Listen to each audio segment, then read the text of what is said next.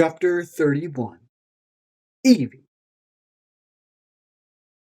Evie wanted to smell flowers every day. She felt elated, like nothing could touch her, like all was right with the world.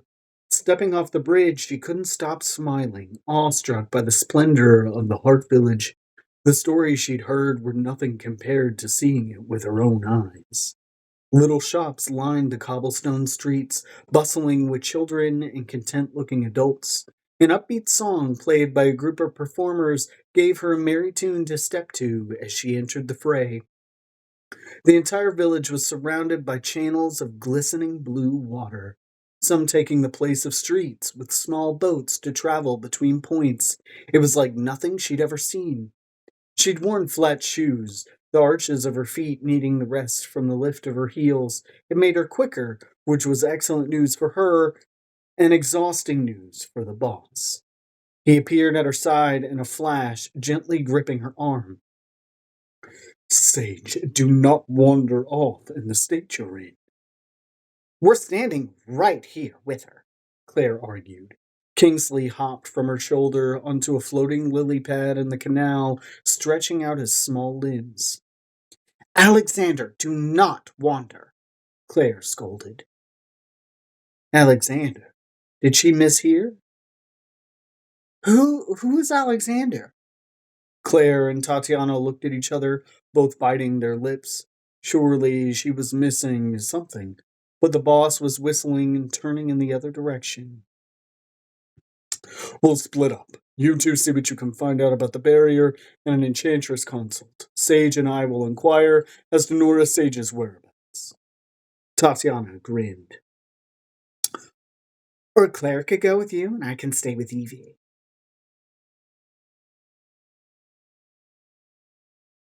Evie was making herself dizzy, her eyes darting between the two. The boss's face twisted in anger, and she tried to mimic it. You think I can leave her alone when she's like this? I destroyed a bridge last time I was here. She'd likely topple the whole village. Hey! Evie stomped her foot, but she quickly forgot the insult when the smell of warm butter and fresh pastry danced across her nose right before she spied a vendor selling large, flaky rolls in various shapes. Ooh! Bread! I love bread! She ran for it, but not before Claire muttered, Oh, yes, a danger to us all. Sage! Evie, hold on! The boss yelled after her to no avail. She could just barely hear his next words to the others. We'll meet here in an hour. You two learn what you can in that time. And for the love of the gods, please keep an eye on Kingsley. Evie had already gotten to the cart, where Kingsley held up a sign that said, Relax. She giggled when the boss arrived next to her. The vendor was an elderly gentleman with wrinkled skin and graying hair that tipped silver in the sunlight.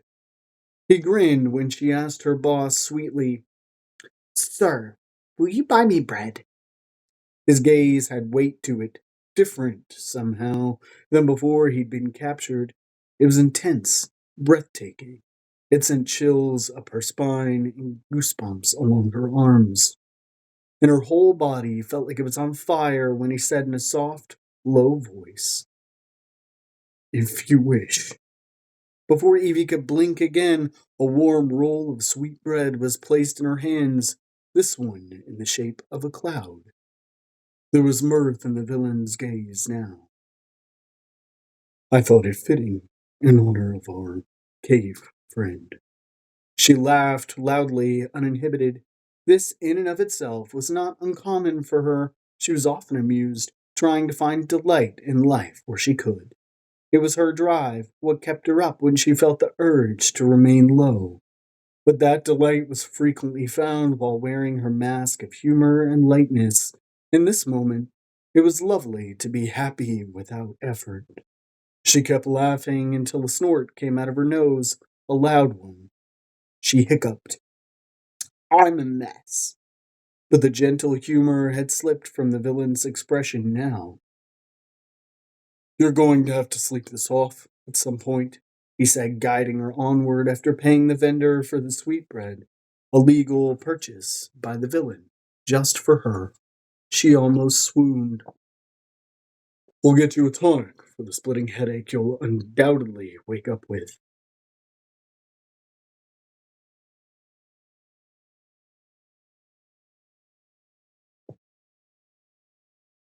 I I've been having trouble sleeping.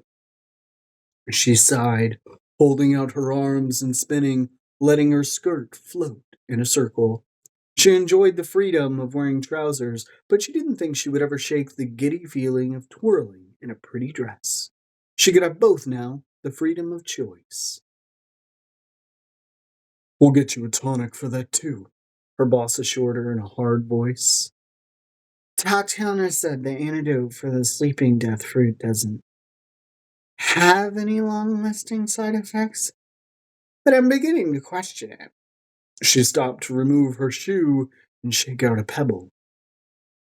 The villain's voice was dark, forbidding from beside her.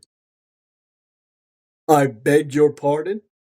Before she could protest, she was being dragged bodily into a small alleyway between shops and gripped by the shoulders, pressed against the wall.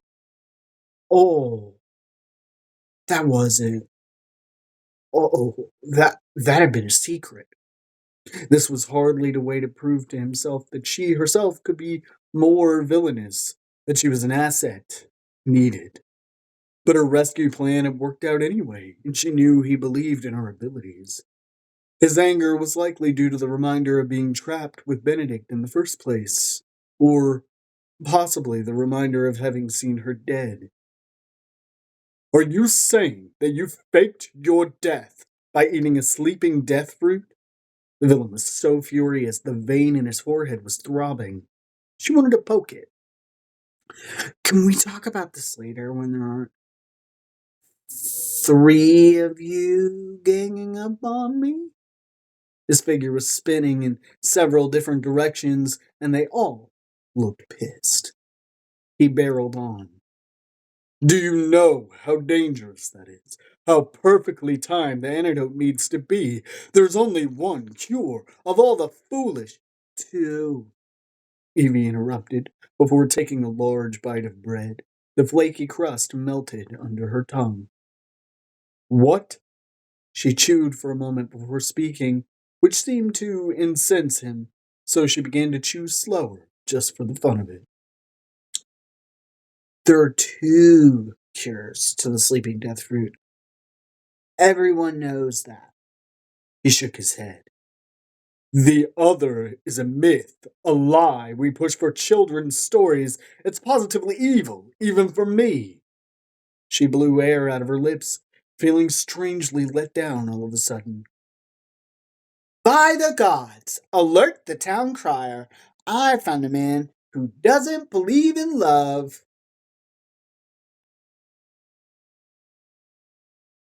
He lifted a brow, angling his head down when he responded, devoid of emotion.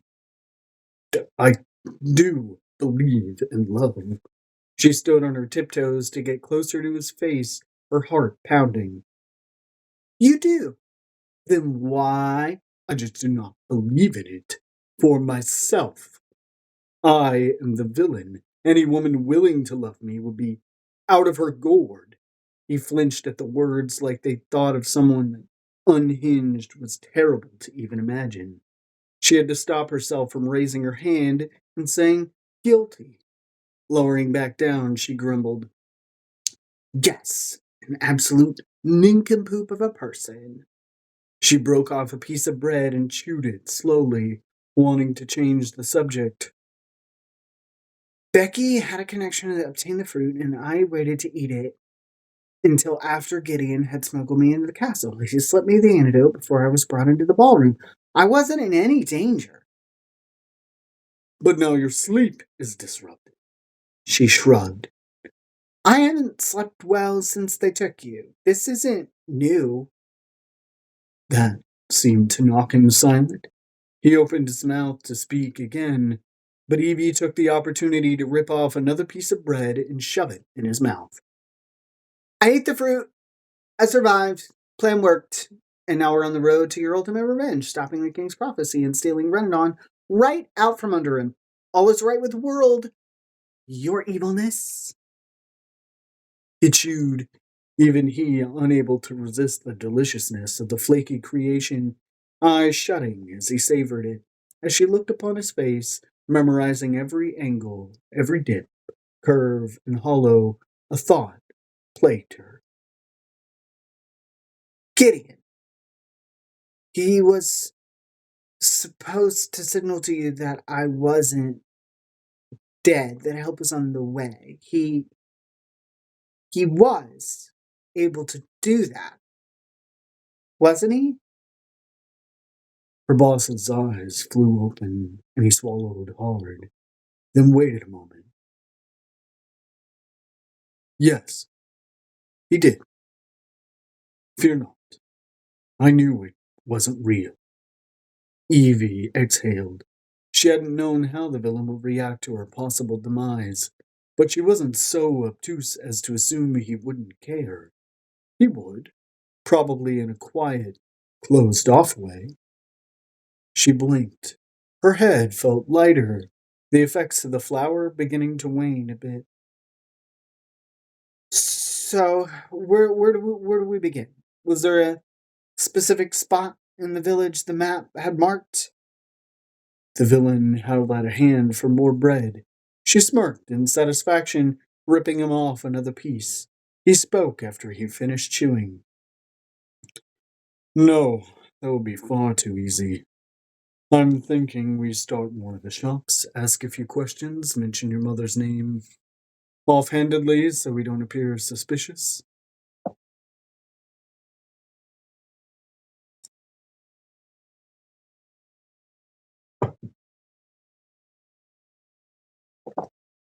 She began to argue as she turned to exit the alleyway. You always look so... An oof sounded behind her. She turned to investigate. Sir? But he couldn't answer, as several men in an array of costumes ranging from a jester's garb to a large hat with a feather sticking out the side to a fur cape with pink polka dots had pinned the villain to the ground. The one with a tin crown pointed a sword right at the boss's back, a wanted flyer in his meaty hand. Only this flyer didn't have the usual cartoonish depictions of her boss. In fact, that was the villain's true face, almost exactly, and worse, his true name. Wanted, villain revealed, Tristan Maverine, reward 1,000 gold pieces. We caught the villain!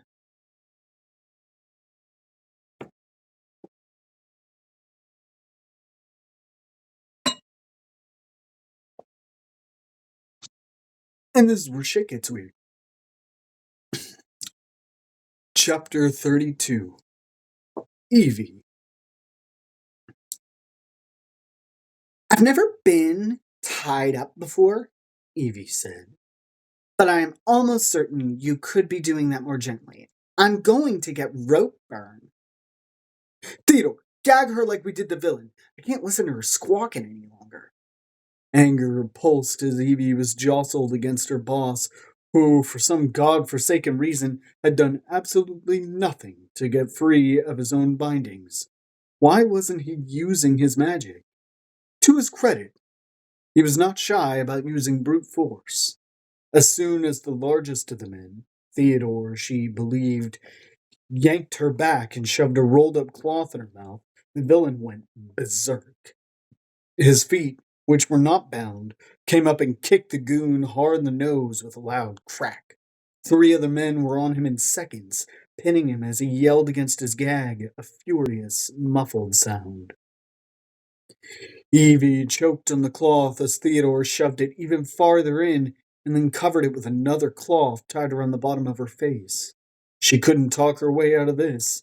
Just listen to the rattling quiet as the boat carried them down an unknown canal to an unknown destination. She felt sick. Creak, creak, creak. Her breathing became labored as she felt the bile rising in her throat. The leader of the group, who was being called Fritz by his companions, had silver hair, but he otherwise appeared young, perhaps only a decade older than Evie. He grinned at her, but it wasn't friendly. You look awfully familiar, Fritz said as he inched even closer. The villain began thrashing again, but Evie didn't move. She was through with letting herself be intimidated by men. Did I take you to bed last month? She frowned and shrugged, looking down at the gag still in her mouth. The intrigue in Fritz's eyes only grew as he untied the cloth and Evie spit the filthy tasting handkerchief from her mouth. She smirked. No, I don't think I've ever been that disappointed.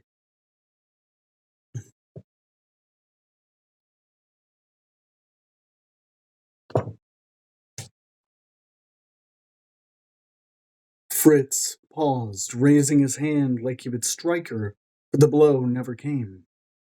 Instead, he brought his hand down against his thigh hard, then hollered, That was very good, little lady. Disappointing in bed. He motioned to a quiet blond man with glasses in the corner. Write that one down, Douglas. I want to use it in the next performance. Performance? Douglas gave Evie a considerably distasteful look before turning to write in his tiny black notebook. The boat jostled again, and the villain finally settled back against the seat. Use your magic, she urged him with her eyes. But he didn't. He merely sat there in silent fury. She didn't have magic. She didn't have physical fighting skills, but she did have her mind and her optimism. They would have to be enough. Evie pushed her shoulders back. If it's gold you want, the villain can double whatever the king's ransom is.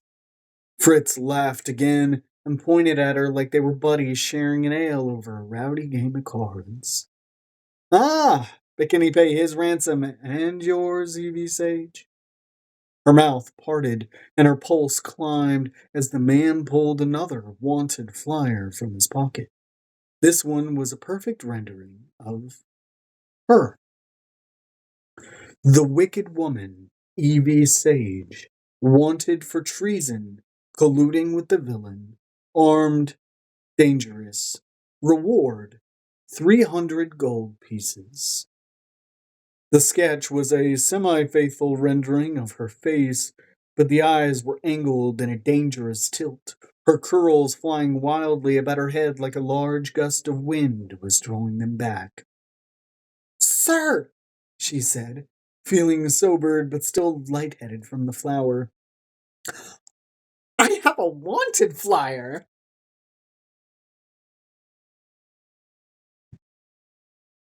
The villain looked concerned, glaring at the slip of paper and then back to her face as if he was worried she was about to cry. Isn't this exciting? She grinned, more flattered by the word dangerous than she ought to be. We can certainly pay you both reward amounts, gentlemen. The villain has been stealing from the nobles for more than a decade and has amassed a fortune from doing jobs, we'll call them. They were hired out mercenary missions, but these goons didn't need to know that. Fritz leaned forward and resting his elbows on his knees. I'm not taking you to the king. I'm taking you to our boss. You see, he paused. Evie and the villain exchanged a look before waiting with bated breath to hear what the head goon had to say. I'm training for my lead role in our autumn theatrical production at the local playhouse. My character is a kidnapper, and I like to be method. Evie's eyebrows shot up to her forehead before she looked at her boss and uttered, My guess wasn't even kinda close. If the boss could have pinched the bridge of his nose in that moment, she had the incredibly strong belief that he would have. Which was nice, actually. There was a comfort in knowing someone well enough to be able to anticipate what they'd say and do next. She had that familiarity with so few people. The boat rattled to a jolting stop. Fritz leapt up, nearly banging his head on the ceiling. Bring them in, and be sure you're not seen. The boss will be right angry if any of the guests catch wind of this. Firm arms hoisted her up and dragged her out of the rocking boat, back into the burning sunlight. The air was wet with moisture that dampened her skin, making her dress cling uncomfortably to her body. She heard raucous yelling and the bustling of human activity behind the door long before they were pushed through it. And once inside, she was accosted by the smells of sweat and old shoes. A wall separated them from what she guessed was the playhouse on the other side. The villain struggled against his bindings and against the three men hoisting him in. It was like the beginning of a bad joke. How many theater performers does it take to bring down the villain? She chuckled to herself and mumbled, Douglas, write that down. The villain rolled his eyes at her, but before she could blink again, they were down some small side stairs through a wood panel and in a small but surprisingly clean cell.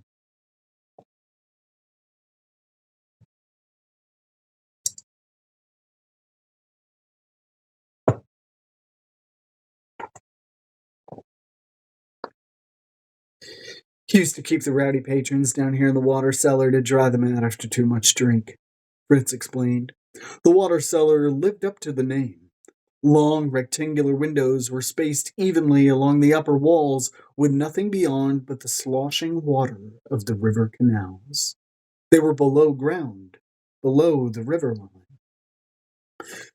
Should be nice and cozy for the two of you until morning. They both stiffened. The villain made a low noise behind his gag, and Evie's mouth opened. Did you say morning? The rest of the men filtered out, but Fritz stayed behind just long enough to give them a little salute. That vicious smile from earlier, the one he'd made when she looked uncomfortable, had returned. Sit tight, lovebirds.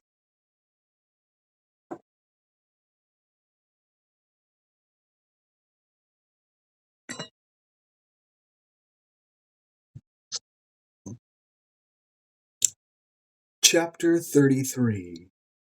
Becky. Meanwhile, back at the manor, Gideon Sage was staring at her. Becky narrowed her eyes before squinting back down at the payroll sheet she was signing. It was meticulous work, mindless, her preferred kind, at least when she wasn't being scrutinized so closely by the knight off in the corner. Keeley and Min had led a contingent of the guard into the woods as extra security against anyone who might stumble upon the manor by accident. In addition to the front door, two errant windows were now visible high up in the trees. This was growing more concerning by the day, as was the fact that Becky was now this night's babysitter. Can I help you with something, Mr. Sage? She folded her arms, looking directly at him. It would only make the man more suspicious if she hid herself away, and she couldn't have suspicion aimed in her direction. It was far too dangerous. No, I apologize. You just resemble someone I saw once in my time with the Valiant. Gideon shook his head, brown hair falling forward toward his dimpled chin. His eyes were boyish, exactly as she remembered them. When the king traveled south for a diplomacy meeting with a powerful family, she buried her anxiety under a veneer of indifference. I don't associate with the Valiant Guard, and have no experience with powerful families. Lissa interrupted, charging in with a tray of cookies in hand, powdered sugar dusting her cheeks. I helped Edwin make another batch of sweets, but we use caramel pieces and pixie sparkle.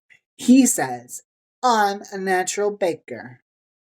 Her chocolate-covered lips pulled into a wide grin. Would you like one, Miss Erin?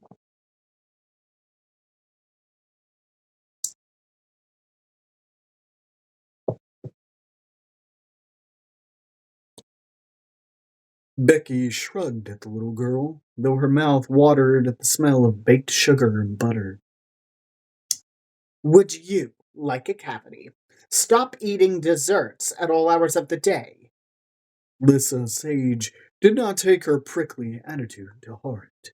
In fact, the girl seemed fueled by the censure as she took another big bite. I'll have one, Lissa. There's extra, Gideon said. Lissa tentatively picked up another one from her small tray and handed it to her older brother. Gideon took a bite and made a show of almost falling over, holding tight to Becky's desk for balance. Holy God, this is the best cookie I've ever had. Lissa looked shy, but her smile was enormous. Well played, Sir Knight. Really? Gideon nodded and winked at Becky just as Blade rounded the corner of the courtyard entrance, shirtless, covered in sweat and dirt, his tanned, muscled stomach glistening, and her mouth watered again for different, much more embarrassing reasons. He should have disgusted her, but he didn't. He never really had, if she was honest. But of course, she could never admit this. She didn't believe in office fraternization, office friendships, or anything outside of professional distance. You look vile, Mr. Gushakin. Go bathe immediately. Another voice screeched through the office. Miss Herring, the interns are going to kill each other, she groaned. And this is why. What is it this time, Marvin? She asked as the front gate guard rushed in, pointing toward the ascending staircase. They're fighting in the mess hall. One of them found a way to repair the barrier, and they're fighting over who gets to present it to you and the boss. She gritted her teeth. And no one is trying to break it up? Becky stood, rounding her desk and listening at the base of the stairs. She heard nothing but raucous screams. Are they cheering? Marvin winced. There have been bets placed on who will win. The intern pool was made up almost entirely of disgraced noblemen's children.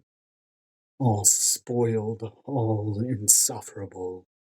In a different time, she'd let them tear one another apart, but if there was one thing she took incredibly seriously, it was her role as the head of human resources. She was here to be a resource to all humans and magical creatures alike, no matter how irritating. She pulled out her desk drawer, grabbed her gold letter opener, then headed for the stairs.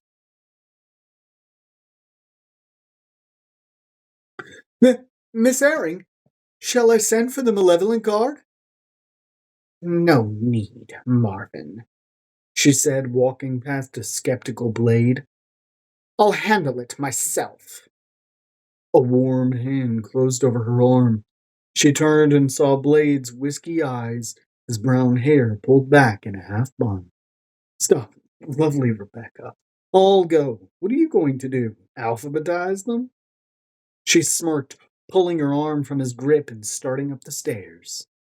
Something like that.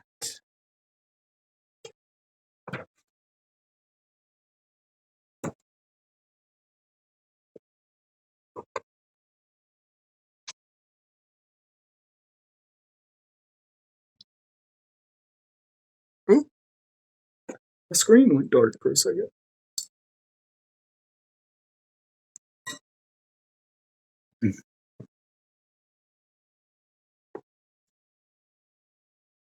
Chapter 34. The Villain. Do you think you could get one of your hands up my skirt? The noise Tristan made behind the gag was meant to be, huh? But instead, his all too befuddled reply was much closer to, huh? To get the dagger strapped to my thigh, she clarified, licking her lips and rolling back her shoulders, bringing her chest up at an enticing angle. He decided it would be easier to blame the sound on his dry throat than the memory of Sage's breast that was seared into his brain for all eternity. His heart rate increased, and he shut his eyes to clear the black spots forming at the edges of his vision. When he opened them, Sage was staring at him with a concerned furrow to her dark brows. With a flick of his neck, he motioned for her to slide closer, maneuvering awkwardly to lift the hem of her skirt. She sucked in a gasp, and he pretended not to hear it or the harsh breathing coming out of his flared nostrils. The sound of the fabric sliding up her leg was far more sensual than it should have been. The rustle of cotton against bare skin, something he knew would be a source of torment for him later. His calloused fingers slid up the subtle softness of her thigh until they hit the leather strap, and all the while he kept his eyes tightly shut. It was less likely she'd see the yearning that way. A muffled cry of victory left his lips when he slid the dagger free, but he nearly dropped it when it burned the daylights out of his hand. Grimacing in pain, he made quick work of cutting his binds and spitting out the gag, then tossed the demon dagger to the ground. "What the blazes?" He held tight to his palm. There was a searing burn there, like he put his hand to a hot stove. "Does it burn you every time you touch it?"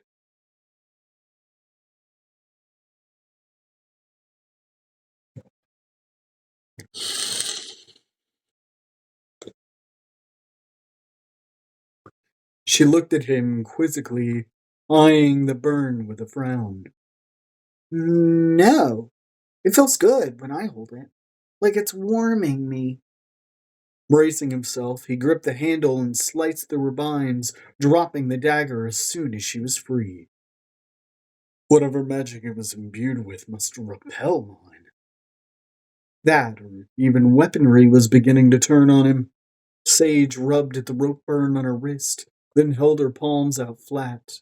The dagger took the invitation, jumping into her hand like a hound greeting its master. Absurd. She turned the blade every which way, pouting. "Well, that's not nice." "It's a tool for harm, Sage. It's not meant to be nice." "Shh! It'll hear you." She grinned. He sighed. He went to the bars of the cell, which were rusted and old. They could be easily broken if they were lucky. He looked around the cell for a tool, but the only furniture was a spindly wooden chair and table on the other side of the bars, so brute force would have to do. While he worked on shaking them, a thought struck, and he couldn't let it go. "When did the scar stop hurting?" he asked casually. "When I slit Otto Warson's throat." Her voice was detached, and he immediately felt a pit in his stomach. He hadn't even asked her if she was all right yet. "The scar stopped hurting after that, but now it tingles and hums like the piece of me the dagger absorbed answers the mark it left on my body." "Hmm," he said, sounding noncommittal, one of his many talents. The metal bars were cold beneath his hands as he angled his neck back. "You shouldn't have had to kill him." Her answer was immediate and succinct. "Oh, believe me, it was my pleasure." Chills skittered across his spine like an icy rain, the sensation so jarring that he couldn't be certain if it was refreshing or unpleasant.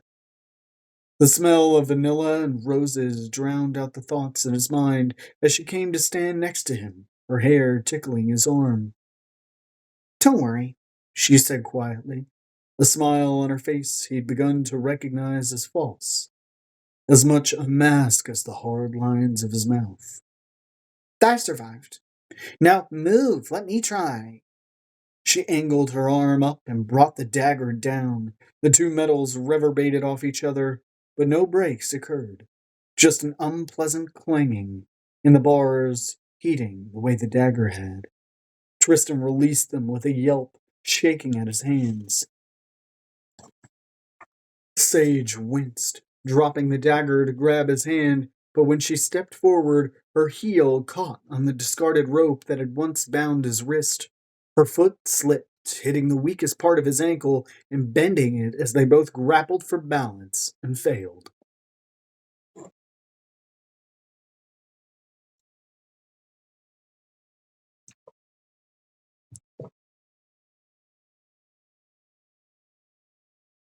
Sage fell first, and he fell after her, on top of her.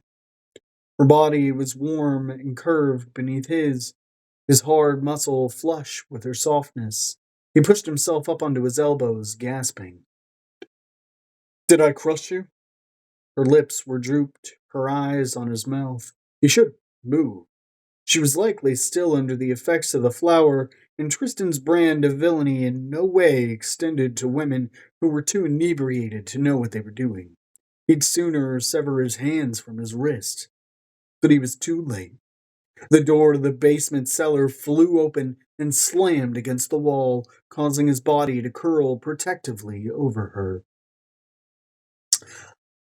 I heard we caught the villain. Oh. Am I interrupting? This wasn't one of the deep voices from before, but a light, slightly raspy voice whose next words made Sage go rigid beneath him. Evie, is that you? A young woman stood in the doorway, her dark brown brows arched against golden brown skin, radiant as she stepped out of the shaded doorway and into the dimly lit space. Her eyes were the color of burnished gold and lined with kohl, giving them a cat-like appearance, and her long brown hair, even longer than Evie's, was pinned straight and shiny as she pushed it behind one ear. Sage shoved him, and he moved immediately, helping her to her feet. His assistant stared at the woman, mouth open. Helena? Helena, the woman in question, stretched her lips into a full, menacing grin. It's been a long time, little cousin.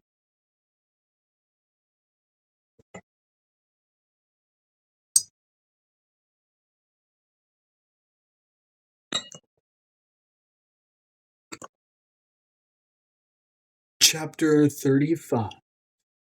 Evie. What are you doing here? Evie asked incredulously. She hadn't seen or heard from her cousin in years. She remembered so well how she used to wait by the mailbox for Helena's letters every day, just in case a new reply to her missives arrived. But after 2 years, she'd had to give up hoping. Helena glided toward the bars, dressed in a lovely sapphire gown that floated behind her as she took a seat in the room's only rickety old chair. She tapped her finger against her chin thoughtfully. I work here. Her cousin's eyes flitted to her and then her boss, keen interest playing in them. And what are you doing here?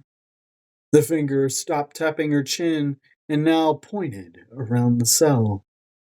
Suddenly, Evie felt angry. So angry. She'd had no idea Helena ended up in the Heart Village, had no idea she worked in a playhouse, had no idea of anything her cousin was doing, because she'd simply disappeared like everyone else in her life. You didn't hear? She asked with an eye roll. I had too much to drink and tried to strip naked on your stage. Her boss choked behind her, slamming a fist against his chest. He'd been doing that a lot. Perhaps she should have Tatiana make him something for heartburn. Helena laughed, a lovely lilting sound that matched her countenance. Evie wondered if her boss noticed that loveliness. The thought sent a pounding ache through her skull. You are still most amusing, cousin. Incarceration really tickles my funny bone, Evie said pointedly, looking at the bars and then the keys hanging on a hook by the door.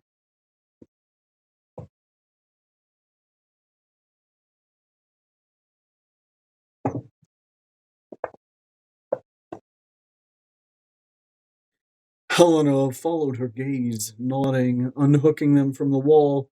Both Evie and the villain stood on edge in preparation for the cell door opening.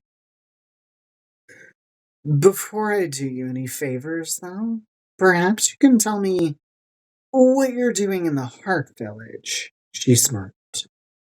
Wicked woman. The villain grimaced, but Evie jumped and gave a little clap. Oh, the one of flyers of me are spreading, sir! How exciting. We have different definitions of that word, he grumbled, rubbing at his temples. Evie shrugged, deciding directness was the best way to address the situation at hand. We're looking for my mother, Helena, and I'm guessing you've seen her recently, judging by the ghastly look on your face. Helena flinched. Got her. Yes, she said, not trying to hide it. Aunt Nora was here for a time. But not anymore, were the words Helena wouldn't say. The silence wore through the last of Evie's patient kindness. Helena, as much as I have missed our correspondence, I am through with niceties. Tell me. She spent a few months here, maybe 2 or 3 years ago. Helena looked haunted.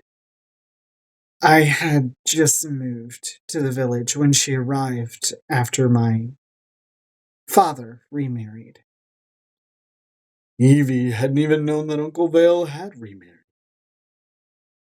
And his new spouse? Oh, my stepmother is lovely, if not a little boring. I think that's what my father needed. I just didn't want to be in the way while they started their new life, and I was told the Heart Village was a bustling hub of enterprise and opportunity. Helena scoffed at the words like they were a joke. The villain, who had until now allowed Evie to take charge of the conversation, chimed in quiet but steady. I take it you do not feel that way any longer. Helena's eyes flashed. I work with method kidnappers. What do you think? He clicked his tongue as if to say, point taken, and moved back, allowing Evie to continue. Did my mother say where she was going, or why she came to you in the first place? Evie asked, growing desperate.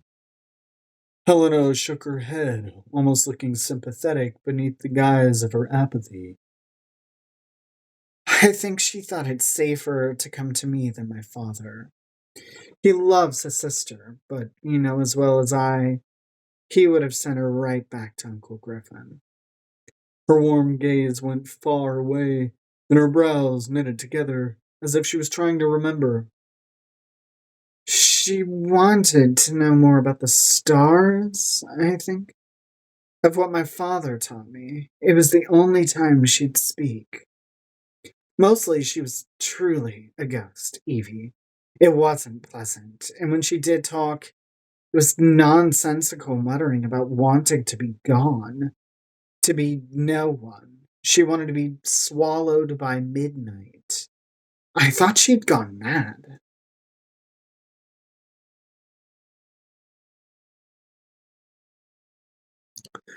There had been a certain level of detachment that Evie had held on to during this endeavor to find her mother, but she could see it, remember it.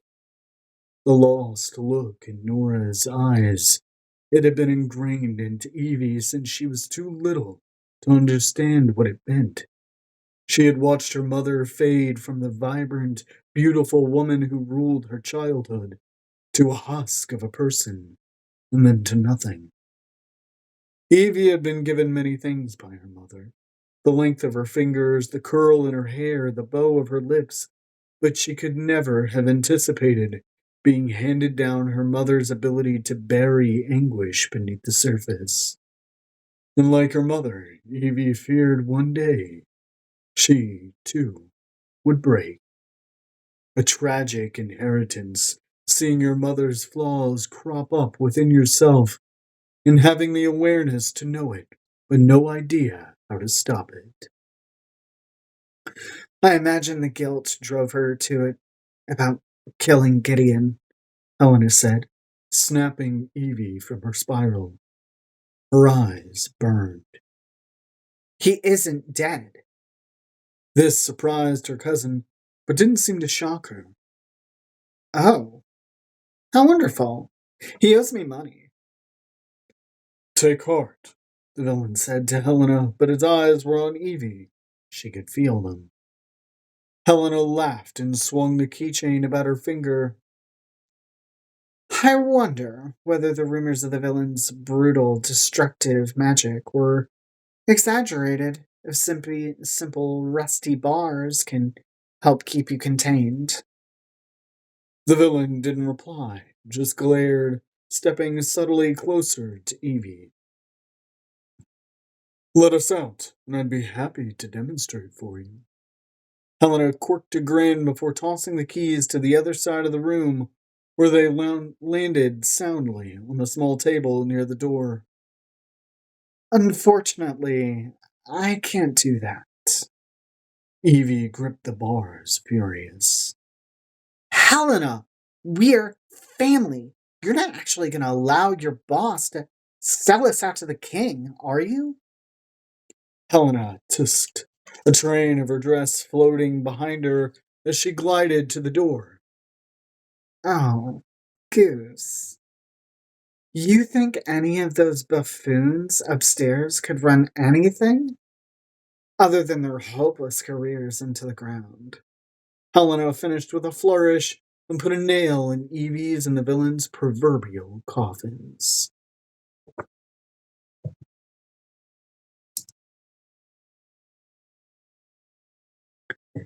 The Deadlands Theater is my playhouse, and I am the boss.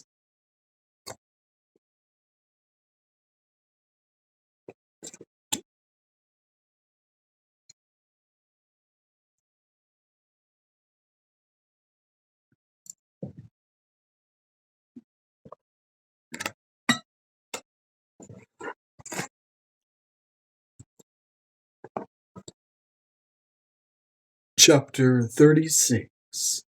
Evie.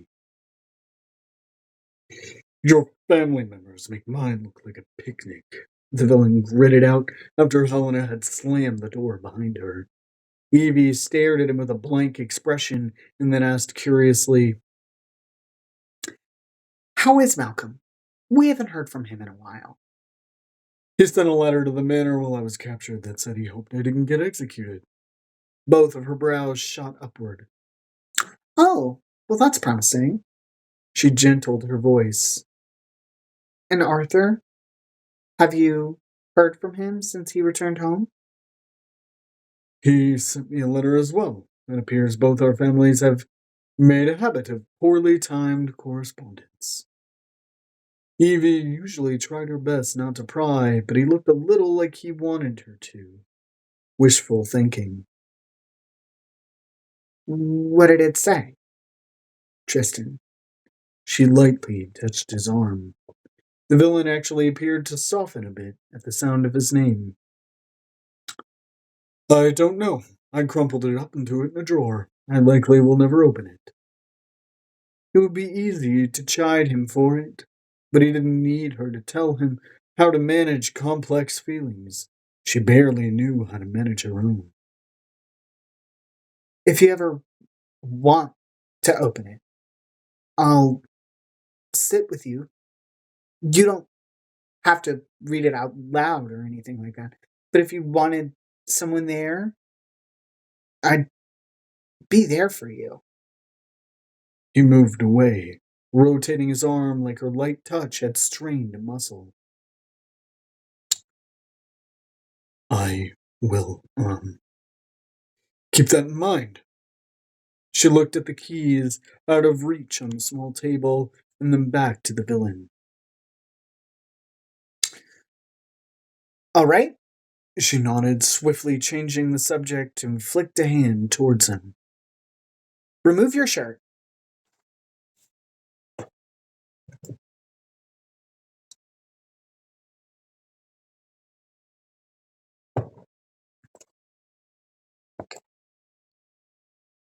I beg your pardon? He sputtered. For what purpose? She rolled her eyes. Relax, evil overlord. I'm not trying to offend your delicate sensibilities. I'm going to make a rope to bring the keys over to us. Even as the words came out with ease, though, her face felt aflame. He untucked his white shirt and pulled it over his head. Terrible plan. Terrible, horrible, awful plan. If it wasn't already clear that the effects of the flower had worn off by the beginnings of a headache, this would have sobered her completely. She'd seen him shirtless before, in passing, when he was training with the malevolent guard, or if he occasionally became overheated during a Scatterday run, but she'd always avoided staring, at least for a long time, and certainly not this close. Shut your mouth! She clamped it so tight her lips were bloodless beneath the rouge. He looked more menacing without his shirt on, like he'd grown 7 feet in the last few seconds. His chest was widened with muscle, his shoulders hard. Was he flexing? There you go, little tornado, he said quietly, dropping the warm garment into her hands. Her eyes went to the gold-flecked ink that circled his upper arm, like vines and leaves that had been gilded into his skin. It was nearly identical to the employment ring on her pinky finger, the one he'd claimed to have given her for trust purposes, so that she'd never betray him. That looks like mine, she declared, reaching out, running her finger over his mark to compare. He sucked in a breath, and she looked to his face. It had gone blank, but not the normal disinterest he showed everyone in the office. No, this was forced. He was trying to be emotionless. Interesting. Oh, coincidence. He sounded confident to the untrained ear, but Evie had spent an inordinate amount of time observing his minute tells. He was nervous. She squinted and crossed her arms. Are you sure it's not because you used the gold ink bargain to magically link us so you'd always know when I was in danger? His eyes popped so wide he resembled a caricature drawing, exactly as she'd hoped. Better, even. You know? She snorted, bumping her knuckles under his chin playfully. I'm afraid I've known for a while your evilness.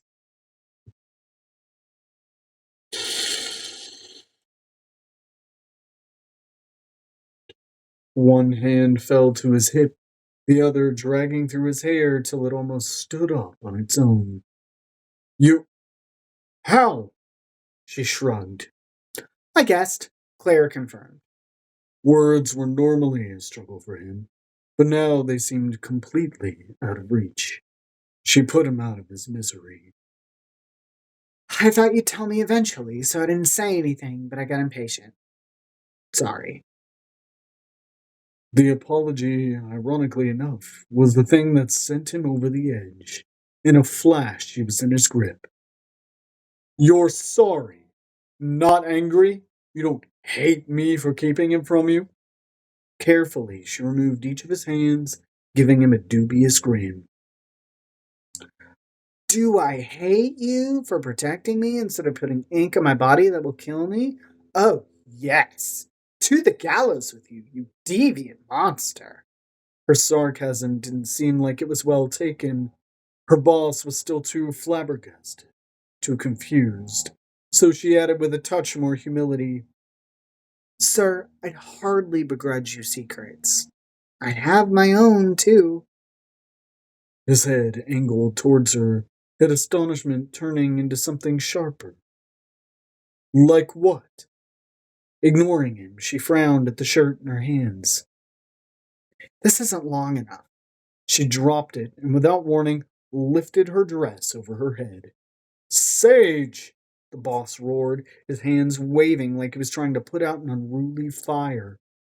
Oh, relax, evil overlord. I wear less than this to swim in the pond in my village, and the men there don't startle, she said, rolling her eyes and noting the wildness in his own as she tied the two garments together and promptly removed one of her shoes to give it weight. What are their names?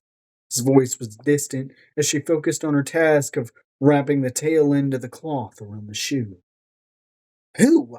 She huffed, finally finishing. The men in your village who saw you in your undergarments. I don't remember. Why? Just curious. His voice was low. Got it! She grinned at him and then promptly frowned when she saw his face. You look like you swallowed something bitter. I did, he said through gritted teeth.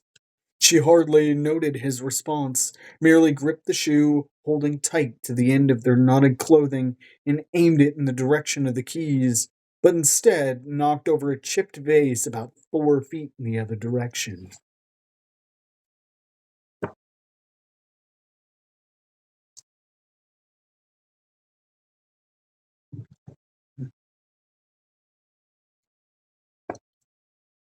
Biting her lip, Evie looked at her boss sheepishly. I was so excited to get the shoe knotted that I forgot. I had terrible aim. He held out his hand for him. If you were aiming for the vase, you're an excellent shot. His dimple appeared. Every barricade she had begun to build around her heart to keep him out, to protect herself, collapsed. She could deal with the grumpy villain, the murderous villain, the torturous villain, but the charming villain? That was simply unreasonable.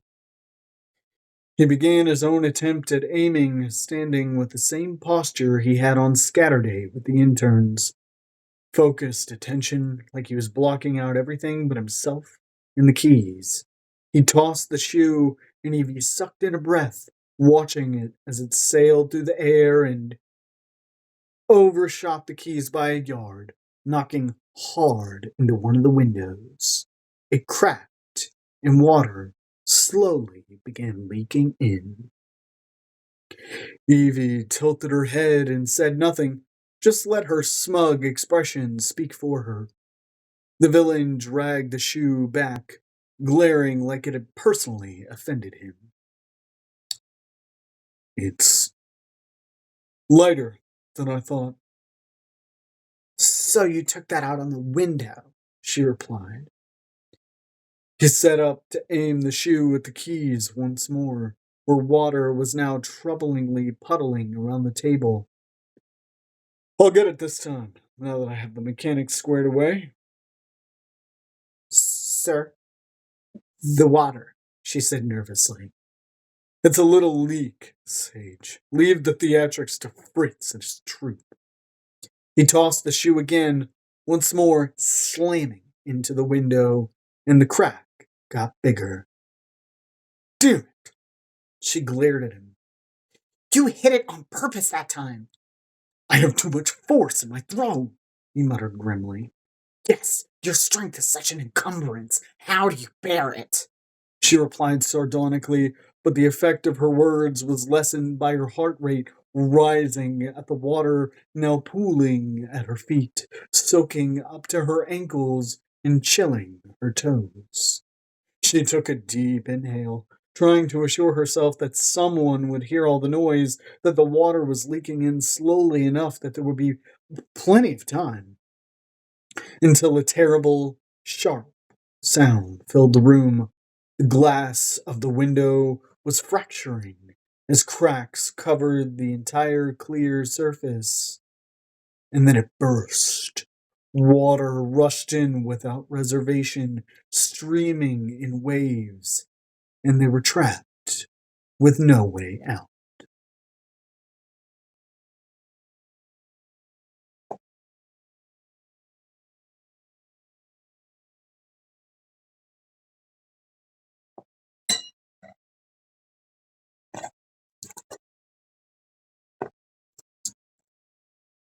Chapter 37. Becky. Meanwhile, back at the manor, it was two men fighting, of course. banging into each other and knocking tables and chairs over as they went. The damage reports for the broken furniture would fall to Becky, and they would take forever. Before, she was annoyed, but now she was furious. She strutted into the room, footsteps pounding behind her.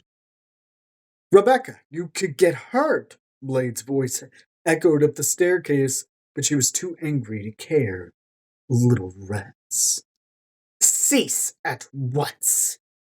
She didn't scream it. She simply commanded it in a louder tone than her normal volume. Proper and proud, her grandmother had always called her. The two interns were slamming fists into each other's guts, blood dripping down their faces, while other interns lined the walls, throwing food along with obscenities. Some noticed her command and stopped, while others were too lost in their mutiny to give a damn. The two fighters looked like if someone didn't stop them soon, they'd kill each other. Fine. She tried it the proper way. Now it was time for Proud. She reached down, tore her skirt up the middle to allow for more movement, and dove into the fray against Blade's and now Gideon's yells.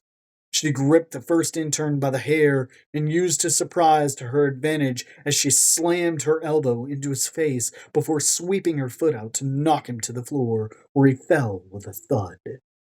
The second, shorter intern, still high on adrenaline, charged her. But he was using brute force, and she, agile intellect. She dodged away from his grab easily before knocking him in the back and pressing against a nerve that made him howl in pain before collapsing alongside the other one.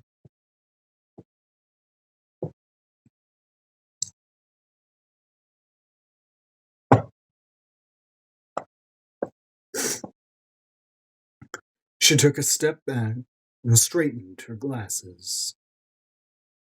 If this hall isn't spotless before the end of the workday, I will be certain to tell the boss in great detail who was responsible and what sort of punishments I would deem appropriate, starting with switching to the non-energizing cauldron brew. There were panicked murmurs, but nobody moved. Now! A flurry of bodies ran frantically to the exit, nodding, satisfied. Becky spun on her heel, her thigh partially exposed to the cool air in one of the highest points of the manor. She moved what was left of her skirts to cover it before glancing up and finding Blade standing before her. He was gaping at her, his perfect white teeth visible as his mouth hung wide open. What in the deadlands was that? She'd be lying if she said she didn't enjoy the astonishment on his normally confident face. That was me doing my job. No. Hold on, soldier. Where'd you learn to fight like that? She grinned to herself, finding a nearby mirror to fix her hair. She slid the falling pins out, and thick, silky brown waves fell on her back. Pulling her fingers through the strands, she began pinning it back up. You'd be surprised how paperwork strengthens the muscles. She dropped a pin, and it was fished up quickly by one of her favorite pixies. Thank you, Nalia. She gave the pixie a small smile and began pushing the pins back in, the skin on her face yanked tight. Blade laughed, wagging his finger behind her. Oh, no. You're not getting out of this that easily, lovely Rebecca. I'm not giving up until you... But he was cut off when one of the interns who had been fighting, Caden, stood up and gripped her by the shoulder hard enough that she yelped in pain. I was going to win! This was my chance for a promotion, you frigid witch! He screamed in her face. In seconds, Blade was pulling the man away from her and restraining him against the brick wall with seemingly no effort. When the intern tried to break free and reach for her again, Blade shoved an arm into the man's chest, pinning Caden in place.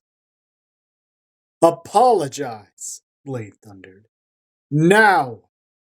The intern sneered, blood still dripping from his nose. Becky watched, motionless, her hairpins forgotten. Uh, I'm sorry, the intern mumbled, still squirming, though he stopped when Blade pressed his arm tighter across the intern's chest.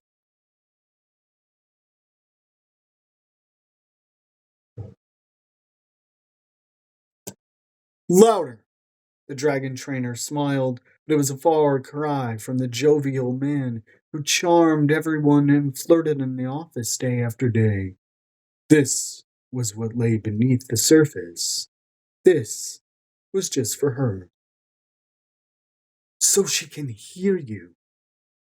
Uh, I'm sorry, Miss Herring, Caden said loudly, humbly. Blade released him, keeping his body between Caden and her, then pounded the man on the back. There! No, that's better, isn't it? Do we see why manners are important? Blade then gripped the intern by the collar and tugged him close. Speak to her like that again, and I'll throw you to my dragon and let him pick his teeth with your bones. The intern cried, sprinting away as soon as he was released. Becky could only stare, slack-jawed. But Blade had hardly moved on, like the encounter had never happened, straightening his sky-blue vest. So, where'd you learn to fight like that? I need to get back to work, she said hesitantly, backing away. Blade frowned, scratching his head. Of course. Maybe later. She swallowed. Maybe. But she was already sprinting toward the stairs, where Gideon Sage leaned against the wall, a knowing look in his eyes. So I was right, Gideon said, shaking his head. It is you. If you say a word, I will deny it, she hissed, angry at herself for being so careless. Of course he'd recognized her. She'd just given him blatant evidence with her showmanship. Gideon flattened his mouth into a grim line. I understand secrets, Miss Herring. He emphasized her name, knowing now that it was false. I won't say a word. Don't worry. She turned back and noted Blade's frown, the way he eyed the small space between her and Gideon. He was misunderstanding, and she had to let him. Her secret must remain just that, a secret, or her whole world would topple, and the life she built for herself with it.